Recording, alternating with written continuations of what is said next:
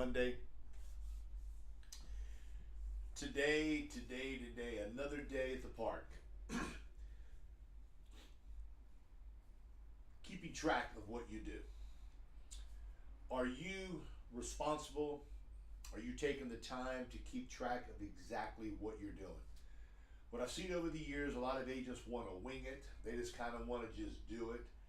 I feel that when we're in our position, we don't work by ourselves, yet we work for ourselves. We always have people we can ask, people we can talk to.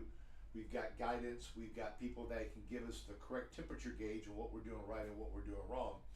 Yet the only way for you to get help from somebody is that you got to give them some statistics on what you're doing right, what you're doing wrong. So what I've seen over the years, as I said a second ago, agents want to get out there, run the leads, get 20 leads, make 3 sales, complain it ain't right, because I'm not making enough money. So this is what I'm going to recommend you guys to do. In your car, on your sun visors, where I used to keep mine, I call it a money-making card. My money-making card, okay? And I put on there MMC, just little acronyms that just correlate in my brain to make me want to look up at that card every day to see my progress daily, then weekly. Then you can do it monthly. Now, what happens is that if you do not keep track of what you're doing, you're never going to know what your weaknesses are, what you need help on, what you're struggling on, and what you can actually tap yourself on the back and say, damn, I'm doing a good job on this here. So for example, let's say you get 30 leads. Either you're on the phone or you're door knocking, whatever your style is. I'm going to recommend you guys to keep track of the amount of leads you get. I want you to keep track of the amount of doors you knock on. And with that there is doors you knock on, yes or no, and do you get into the house? That'd be number 1. Number 2, out of those houses you get into, do you make a full presentation? Yes or no? Are you able to go from the presentation to the next transition to go with the pricing with them, or they told you, oh no, never mind, I've got no interest in doing it anymore, I changed my mind. Now, are you keeping track of the sales you're making? The annualized premiums, monthly premiums times 12, are you keeping track of that? And let me give you an example of why you should keep track of that. Let's say you go out this week, you got 30 leads, and whatever statistics you have, let's say you've got 30 leads, you knock on, the first day, you knock on 12 doors, you get into 1 house, okay, 12 knocks, 10 hellos, how are you doing? You get into 1 house and you make no sales. So now, with that scenario there, we got to sit and say, what are you saying at the front door? Because if you go to 12 doors, 10 people answer it, and you're only able to get into 1 door, we need to hear exactly what you're saying. So what you need to do, you need to record yourself. You need to get your cell phone, put it in your top pocket, or hold it in your hand, whatever you want to do, and record what you're saying. Because you're not saying the right thing. That's option 1. Number 2, 12 leads, 10 doors, knock on, 6 people say come in, you make no sales. Now you need to record yourself on your presentation. What are you saying? It's not always the lead. It's sometimes, not sometimes, it's always you. Okay? Now let me take the word always back. 90% you, 10% them, from them being a little bit haywire sometimes. You have to learn how to overcome objections. You have to know what to say when something is said. An agent called me this morning and we're talking. Been in the business about a year. A very, very aggressive young man. Wants to make a lot of money. He's doing very well. He said, Joe, I ran across a situation and I just didn't know how to handle it. Okay? And I praised him for asking me, because a lot of times you get agents that have this pride. I don't want to ask Joe a question. I don't want to ask my manager a question, because they're going to think bad of me. No, that's my job. Now, it's a joke. Talked to a man on Saturday. He liked everything. I was going over the program with him.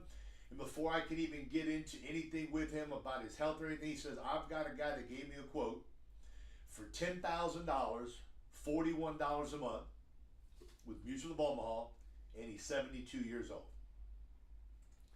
He said, Joe, that's impossible. I looked at my rate calculator. He says, it's impossible. I said, what did you do? He says, to be honest with you, I didn't know what to do. So he called me and we worked through it. That'd be another call for me to talk about that. Okay? He's keeping track of the people he talks to, what they say. He's reaching out because he wants to get better. That's what you do in sales. You've always got to be asking questions. What could I have done differently? So when you go to the houses, 30 leads, you knock on 12 doors, you only get into 6 houses, you only make 1 sale. We need to talk about what you're saying. When you go through the entire presentation, are you not delivering the prices the right way? What voice tones are you using? What words are you choosing? Because everything has to do with the choice of words in your delivery. If you're a 27-year-old person, you should always address the person as Mr. Smith, not Frank by his first name. It's called respect. People of the older age want to be respected. I've had some agents say, Mr. Smith, would you like me to call you Mr. Smith, or may I call you Frank? From there, if he says Frank, you've got permission from him to do as you want. Leads are not cheap. Door knocking is not cheap. Being on the phone is not cheap. Knocking on doors is stressful. So what we need to do, we need to make sure, the best way we can, that we're saying the right thing at the front door. Our presentation is point on. If they ask you a question, hopefully you can answer it. If not, I need to get back with you, or phone a friend, phone another agent. Or when you're going through the transition and start with the pricing, do you have their attention? Have you asked them a lot of questions? Have you told them that the reason you're there today is to make sure that they're taken care of? Have you given them all those leading questions to where they're saying yes, yes, thank you, I appreciate it, yes, yes. Because the more yeses you get leads you to hopefully a yes at the end when they want to do business with you. Now, in that little money-making card, are you putting on there how many cross sales you made? Went on a door knock with final expense, yet I walked out with a Medicare Advantage. Walked out with a child's policy. Walked out with an accidental policy. You need to keep track of that. The reason for this keeping track, it keeps your finger on the pulse. It is a temperature gauge that will let you know what you need help on. Let's say you make 5 sales this week, but your sales are like $40 for everybody. This thing's got $40 each. And I'm going to ask you, why are they $40? What agents tell me is that the client said they can't afford much, they're on a budget, and they can't afford much money at all. So what the agent does, he automatically goes to something cheap to make a sale. Anything wrong with that? No, not at all. Yet, you need to show higher prices to make higher sales. When they said they can't afford much, see, I totally understand. I'm on a budget just like you. Yet what I'm going to do, I'm going to show you some programs that may be a little bit out of your budget, yet I just need to do my job to make sure you have a full picture of what's available for you. Now, let's recap. Why should you keep track of what you do throughout the day? The purpose of keeping track is to understand where you need help on.